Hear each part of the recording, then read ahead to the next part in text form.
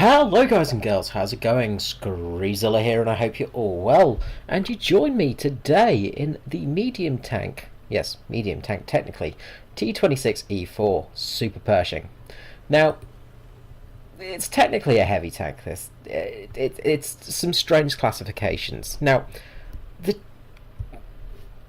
Super Pershing is an interesting tank. The M26 Pershing was developed rather late in the war. It didn't get to Europe until January of 1945, where 20 landed in Antwerp and was spread between the 3rd and 9th Armoured Divisions, part of the 1st Army. The tanks drew their first blood in late February of 1945 in the Ruhr River sector, not to be confused with the Ruhr, and they had a reasonably good time. But it was found that the tank had a bit of a problem. And how did I not go through? Okay, weird. The original reason for the M26 Pershing was to counter the Tiger. Now, the Tiger was a huge problem for the Shermans. The M4 Sherman had a hard time dealing with the famous German tanks, so it was decided that they needed a better vehicle, and that's where the M26 came in with its fantastic 90mm gun.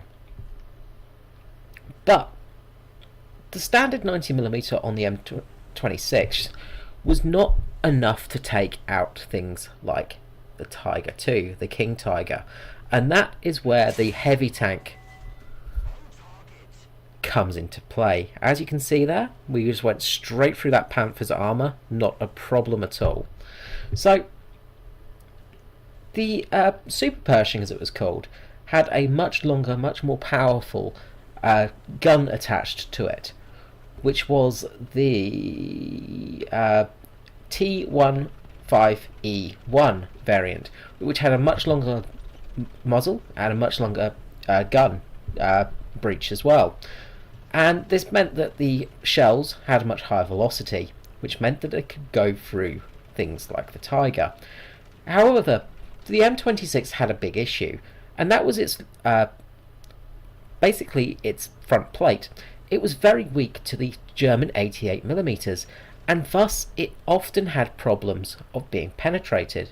The German 88s would just go straight through the top plate of this tank without any trouble at all. So, when the new upgunned T15E1 tank came to Europe, it was decided by a rather ingenious chap in the logistics corps, Major Harrington, Chief of Tank Repair Services of the 3rd Armoured Division, to basically put some add-on armour. Now, right here we're getting a great example of the Super Pershing in its element, and that is destroying things. As you see there, we just took out a Jagdpanther without any problem at all, straight through the front of it, and we also bounced its shot, and that's where the Super Pershing comes in. Now, the interesting thing is, the version we have in game, there was only one of these tanks built, and it was a prototype pretty much. It was sent to Europe, and a rather crude solution was made to basically stop the tank from being penned. So if we just pause here, we'll just quickly swing around to the front of the tank. Now, as you can see here, there is this front plate here, which is an add-on piece of armour. There's actually two plates in here. Now, an 80mm front plate was added, and this was actually salvaged from a Panther, a destroyed Panther tank. Yes, they used the front of a Panther on this tank, so it's a bit of a German hybrid, you could say. So holes were cut for the 30 caliber machine gun, and an additional overlapping plate was added just underneath to help with the spaced armour, so things like heat wouldn't penetrate it.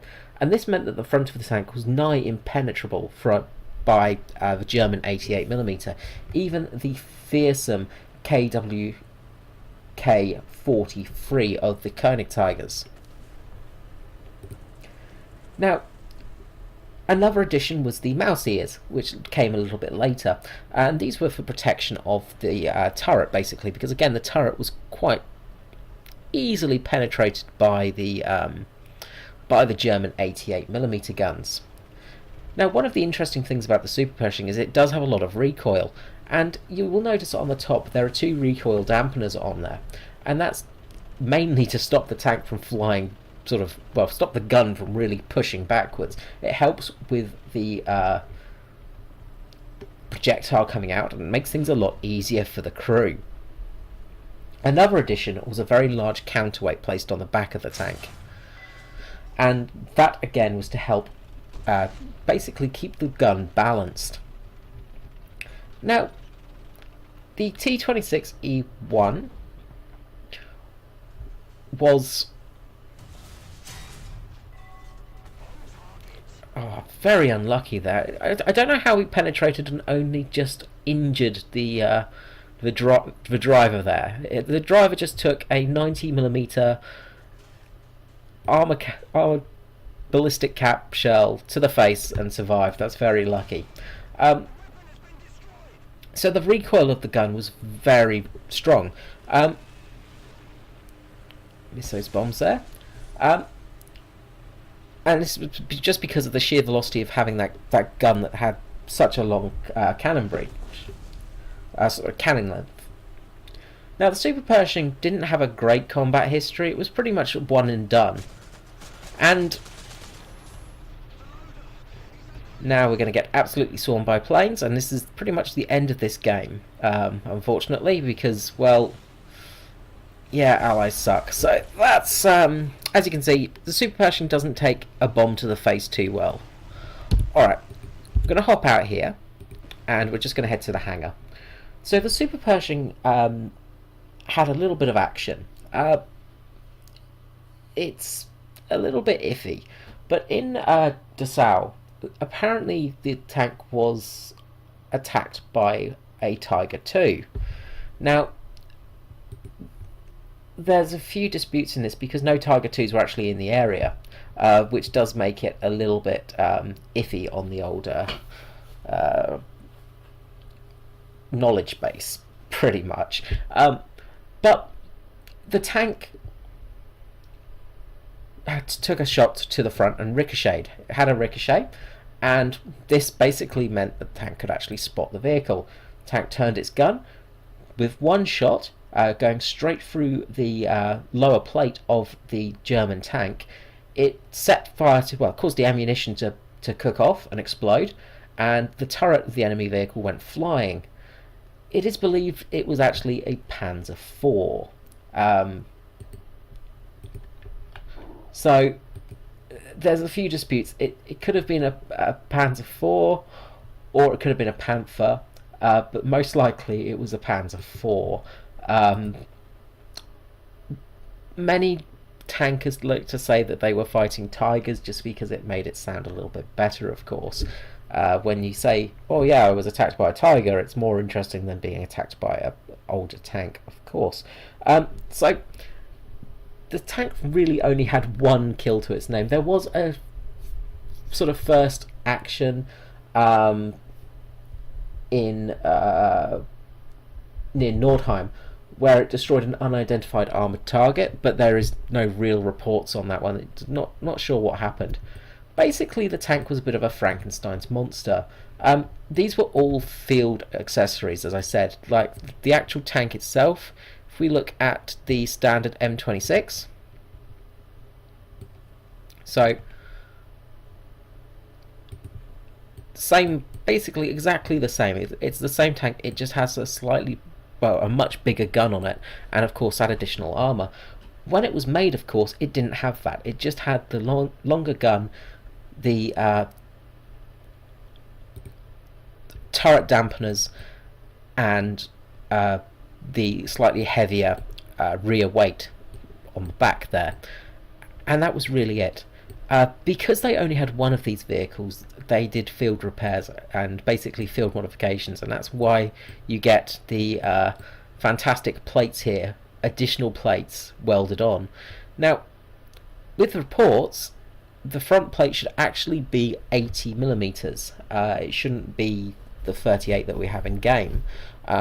So it's one of those things that's, again, a little bit in dispute, because this tank was never really made. This was, as I say, a prototype tank, and these were field modifications. They weren't a standard modification for the tank. Now, unfortunately, the Super Pershing didn't have a grand career. The one vehicle that made it to Europe ended up in the tank dump at Kassel in Germany, and that was the end of its life. There were orders for 1,000 Super Pershings made just before the end of the war. Of course, once the war ended, the orders were cut, and only 25 were produced. Many of these ended up just being target tanks. The M26 did have a decent career, with many upgrades, but it was replaced rather quickly by the M48 pattern, of course. So that is the Super Pershing. Now, in game, it's a brilliant tank. As you saw with that video, duking it out with tanks, if you're at your BR, is fantastic. So let's just hop into the protection analyst here, and we'll just quickly show with German. So Tiger 2, if we have a Tiger 2, it's going to struggle to penetrate our front plate, and that is the biggest thing for this tank. It's got decent armor. Now, the Tiger 2 is a bit of a beast, so when you're fighting, say, a Tiger 1, the first generation, sorry, we just got to go to rank 3. Where are we? Tiger E, we'll go for Tiger E, that's fine. So when you're fighting the standard Tiger, you can see this tank is nigh impenetrable. Of course, the machine gun port is a weak spot, and the turret can be a little bit weaker, but again, with those mouse ears, it does offer quite a bit of protection. And the main reason for that protection is so that, of course, the shell doesn't go through. As you saw in that video, one of the biggest weaknesses is actually a cannon being taken out, and that is something that does happen quite often, and it's very frustrating. The tank does keep its ammunition on its right side, so if we just jump back and go to the X-ray, we'll just see here the ammunition is stored on the left side, of the tank. So there is a little bit of additional armor with the tracks actually being placed around this section, just to help stop the shells penetrating and hopefully stop the ammunition from exploding. Now, the crew are relatively spaced out, which does help a lot. Interestingly enough, the tank did use a dual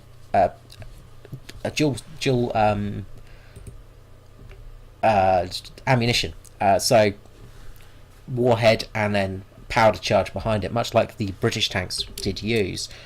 In game, we don't really have that modelled. It is just a standard shot, of course.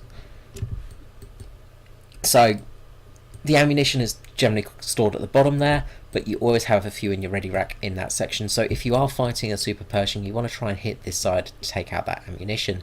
Now, it is a very big tank, so you have got rather spaced out crew, so it does make it a little bit useful, because if somebody does penetrate your turret and take out your commander, your gunner, and your loader, you have the machine gunner there to take the position of the gunner, of course, so you're not always taken out of the action. When you're fighting at your BR or slightly lower, this tank is an absolute beast. It is just fantastic, and it's so much fun to play. When you are up tiered, it does become a little bit problematic. Now, when I say up tiered, I do mean basically when you're fighting the King Tigers, because King Tigers are scary at any tier. But as you saw, we had no trouble going through the Jagdpanther, and the Jagdpanther was struggling to penetrate us even, which is one of those useful things. You will get some ricochets with this armor, spaced armor, and it does help protect a little bit. The post-penetration damage is not quite as good. One interesting thing to notice about the Super Pershing as well is, of course, because of the extra weight on the front, you can see how much the suspension dips. This does cause some problems with stability for the tank. You haven't got much suspension for the vehicle, so you do tend to struggle for taking shots on the move. You really do need to be stationary. Hold down, this thing can be an absolute beast. You do have to be careful though. You have to play it sensibly, but you can get some amazing kills with this tank. Okay guys, well I hope you've enjoyed this little video. Just a quickie sort of history of this one. Just because I haven't done one in a while, I thought I'd better do one. So I will be doing another vehicle sometime soon. Not sure what yet, we'll see how it goes. But until next time, this is me, Screezilla, out. Have a lovely day. Bye bye.